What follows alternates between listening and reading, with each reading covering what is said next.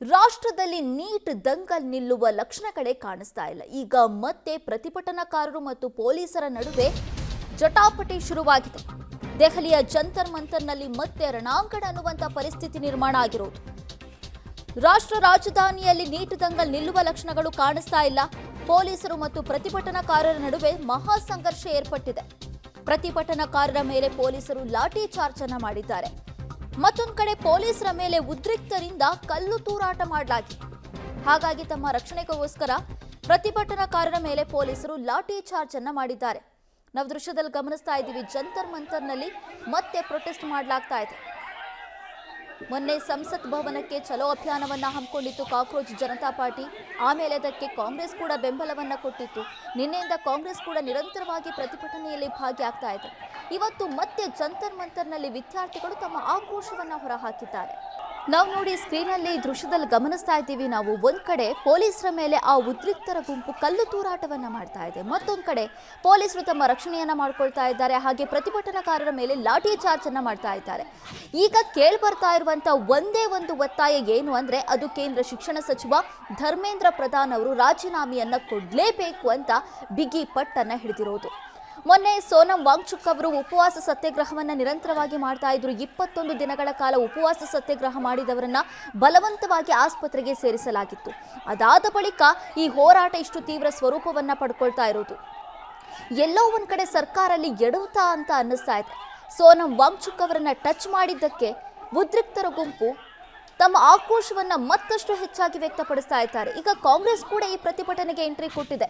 ಕಾಂಗ್ರೆಸ್ ನಿನ್ನೆ ಪ್ರಧಾನಿ ನಿವಾಸದ ಮುಂದೆ ಪ್ರತಿಭಟನೆಯನ್ನ ಮಾಡಿತ್ತು. ಪ್ರಧಾನಿ ಅವರು ರಾಜೀನಾಮೆಯನ್ನ ಕೊಡಬೇಕು, ಪ್ರಧಾನಿ ಮೋದಿ ಅವರು ಕ್ಷಮೆಯನ್ನ ಕೇಳಬೇಕು ಅಂತ. ಇವತ್ತು ಮತ್ತೆ ಜಂತರ್ ಮಂತರ್ನಲ್ಲಿ ಕ್ಷಣ ಕ್ಷಣಕ್ಕೂ ಕೂಡ ಪರಿಸ್ಥಿತಿ ಉದ್ವಿಗ್ನ ಆಗ್ತಾ ಇದೆ.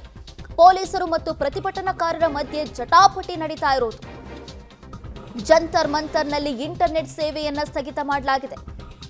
ಜಂತರ್ ಮಂತರ್ನಲ್ಲಿ ಕ್ಷಣ ಕ್ಷಣಕ್ಕೂ ಕೂಡ ಪರಿಸ್ಥಿತಿ ಉದ್ವಿಗ್ನ ಅನ್ನುವ ಮಾಹಿತಿ ಸಿಗ್ತಾ ಇದೆ. ಯಾಕೆ ಇಲ್ಲಿ ಇಂಟರ್ನೆಟ್ ಸೇವೆಯನ್ನ ಸ್ಥಗಿತ ಮಾಡಿದ್ದಾರೆ ಅಂದ್ರೆ, ಈಗ ಇಂಟರ್ನೆಟ್ ಸೇವೆ ಇದ್ರೆ ಅಲ್ಲಿರುವಂತಹ ವಿಡಿಯೋಸ್ಗಳಾಗಿರ್ಬೋದು ಅಥವಾ ಮೆಸೇಜ್ಗಳಾಗಿರ್ಬೋದು ಒಬ್ರಿಗೆ ಪಾಸ್ ಆಗುತ್ತೆ. ಈಗ ವಿಚಾರ ಗೊತ್ತಾದಷ್ಟು ಸಮಸ್ಯೆ ಮತ್ತಷ್ಟು ಜಾಸ್ತಿ ಆಗುತ್ತೆ. ಪ್ರತಿಭಟನೆಯ ತೀವ್ರತೆ ಕೂಡ ಹೆಚ್ಚಾಗಬಹುದು. ಬೇರೆ ಬೇರೆ ರಾಜ್ಯಗಳಿಂದ ಕೂಡ ವಿದ್ಯಾರ್ಥಿಗಳು ಪ್ರತಿಭಟನಾಕಾರರು ಬರೋ ಸಾಧ್ಯತೆ ಇರುತ್ತೆ. ಈ ಬಗ್ಗೆ ಮತ್ತಷ್ಟು ಡೀಟೇಲ್ಸ್ ಅನ್ನ ಕೊಡ್ತಾರೆ ನಮ್ಮ ಪ್ರತಿನಿಧಿ ಶಬ್ಬೀರ್. ನಮ್ಮ ಜೊತೆ ಸಂಪರ್ಕದಲ್ಲಿದ್ದಾರೆ. ಶಬ್ಬೀರ್, ಈಗ ಅಲ್ಲಿನ ಸಿಚುವೇಶನ್ ಹೇಗಿದೆ? ಕಂಟ್ರೋಲ್ಗೆ ಸಿಗ್ತಾ ಇದೆಯಾ ಪೊಲೀಸರಿಗೆ? ನಯನ, ಪರಿಸ್ಥಿತಿಯನ್ನ ಹತೋಟಿಗೆ ತರುವಂತ ನಿಟ್ಟಿನಲ್ಲಿ ಭದ್ರತಾ ತಂಡಗಳು ಕೂಡ ಸಾಕಷ್ಟು ಪ್ರಯತ್ನಗಳನ್ನ ಮಾಡ್ತಾ ಇದ್ದಾವೆ. ಆಕ್ರೋಶಭರಿತ ವಿದ್ಯಾರ್ಥಿಗಳು ಕೂಡ ಪೊಲೀಸರತ್ತ ಮತ್ತೆ ಭದ್ರತಾ ಸಿಬ್ಬಂದಿಗಳತ್ತ ಕಲ್ಲನ್ನ ತೂರ್ತಾ ಇದ್ದಾರೆ ಅನ್ನುವಂತ ಮಾಹಿತಿಗಳು ಕೂಡ ಈಗ ಸದ್ಯಕ್ಕೆ ಲಭ್ಯವಾಗ್ತಾ ಇರುವಂತದ್ದು. ಆದ್ರೆ ಪರಿಸ್ಥಿತಿಯನ್ನ ನಿಯಂತ್ರಣಕ್ಕೆ ತರುವಂತ ನಿಟ್ಟಿನಲ್ಲೂ ಕೂಡ ಸಾಕಷ್ಟು ಪ್ರಯತ್ನಗಳನ್ನ ಭದ್ರತಾ ಪಡೆಗಳು ಕೂಡ ಮಾಡ್ತಾ ಇದ್ದಾವೆ ಅನ್ನುವಂಥದ್ದು ಕೂಡ ಗೊತ್ತಾಗ್ತಾ ಇದೆ. ಸದ್ಯಕ್ಕೆ ಪರಿಸ್ಥಿತಿಯನ್ನ ನಿಯಂತ್ರಣಕ್ಕೆ ತರುವಂತಲ್ಲಿ ಬಹುತೇಕ ಯಶಸ್ವಿ ಕೂಡ ಆಗಿದ್ದಾವೆ. ಮತ್ತೆ ಇಡೀ ಜಂತರ್ ಮಂತರ್ ಪ್ರದೇಶವನ್ನ ನಿಯಂತ್ರಿಸುವಂತದ್ದು ಮತ್ತೆ ಕಂಟ್ರೋಲ್ಗೆ ತೆಗೆದುಕೊಳ್ಳುವಂತ ಕೆಲಸಗಳು ಕೂಡ ಆಗ್ತಾ ಇದ್ದಾವೆ. ಪ್ರತಿಭಟನಾಕಾರರನ್ನ ಚದುರಿಸುವಂತ ಕೆಲಸಗಳು ಕೂಡ ಈಗ ಸದ್ಯಕ್ಕೆ ನಡೀತಾ ಇದ್ದಾವೆ ಅನ್ನುವಂತ ಮಾಹಿತಿಗಳು ಲಭ್ಯ ಆಗ್ತಾ ಇದೆ.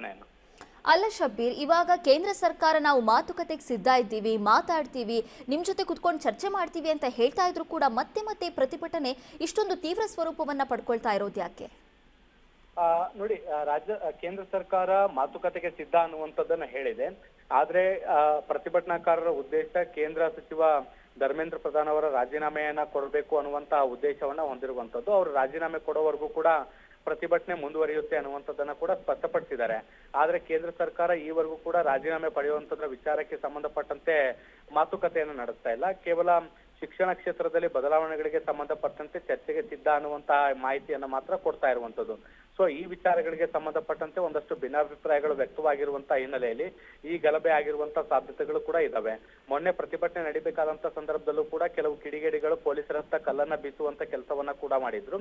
ಸೊ ಅದರ ಮುಂದುವರೆದ ಭಾಗವಾಗಿ ಇನ್ನೂ ಕೆಲವು ಕಿಡಿಗೇಡಿಗಳು ಸೇರ್ಕೊಂಡು ಈ ರೀತಿಯಾದಂತಹ ಕೃತ್ಯಗಳನ್ನ ಮಾಡಿರುವಂತಹ ಸಾಧ್ಯತೆಗಳು ಕೂಡ ದಟ್ಟವಾಗಿ ಕಾಣಿಸ್ತಾ ಇರುವಂತದ್ದು.